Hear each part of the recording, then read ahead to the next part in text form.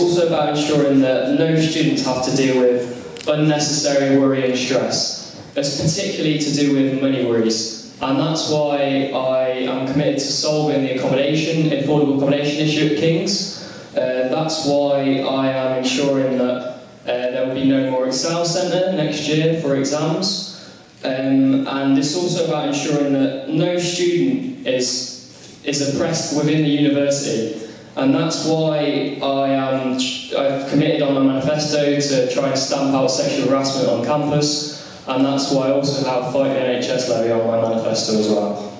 Okay, thank you. Shanice. I think what this role needs, because it's a brand new role as well, it needs someone who has a clear grasp of not just the issues that are obvious to people, but all the issues around liberation, around poverty, around the way in which austerity is affecting students, around mental health. Someone who understands all of these issues and can define the role on that basis. So, for example, transgender students at universities are the most likely to be bullied and harassed. What can the union do about that? It's exactly the same with LGBT students. We were speaking about BME attainment with Rick Traynor earlier. We need to look at questions of funding, because funding is absolutely necessary for BME students who are more likely to come from a poorer background. Cameron spoke about the Draw Your Own Lines campaign, which was a campaign that I founded. And the purpose of it was to try and spread correct information about sexual assault on campus, because a lot of myths exist. With regards to the second point of the question, what do I think I can bring to the role? Well, you might want to say I've been campaigning for this position for about 4 years, not really. I've been an activist and campaigner around questions of anti-racism, anti-sexism, anti-fascism for about 4 years of my life. So I think it's a question of experience and dedication. These questions are absolutely important to me, and I think that that's the sort of energy that you need to bring to the role. Thank you very much for the Hello everyone. I think the role of welfare and community is to bring as all the student body together and speak in one voice. We've seen over the past few years just how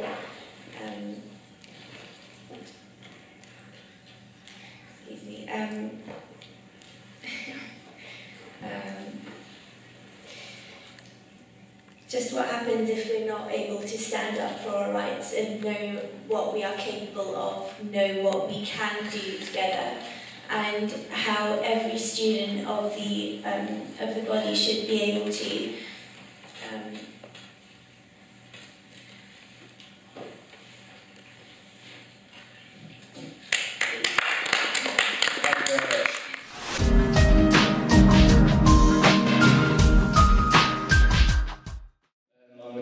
KCLSU Halls Officer, so I've been working towards affordable accommodation all year, passing motion on affordable accommodation, trying to scrap accommodation deposits. I also recently set up a petition to save Hampstead residents. So if Hampstead does go, there will only be 276 rooms below a price of £150 per week at this university, and none of those will be below £120 per week.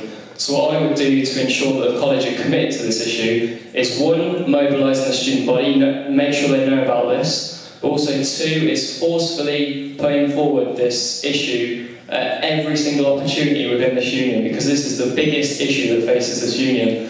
Any college council meetings, any meetings with anyone in accommodation, involved in accommodation, this needs to be raised, and the students need their voice to be heard. But I do think, as well as the necessity of making sure we do save Hampstead, there's other questions that are entered into this as well. Broader questions of the way in which students are facing increased levels of debt, decreased levels of funding. So, for example, if you look at KCL, the living bursary which I received, which was £1,350, has now been reduced to £1,000. If you combine that with the fact that we're seeing room closures occurring at Hampstead, it's really quite a devastating situation for students in terms of finance. So I absolutely agree with this campaign, and I'm really glad James set it up. But what we also need to do is make sure that we're not abstracting it from the broader questions around student finance. I think we need to increase capacity around campus. I know there are a lot of schemes going on, so King's College Hall is still under renovation, and there are a lot of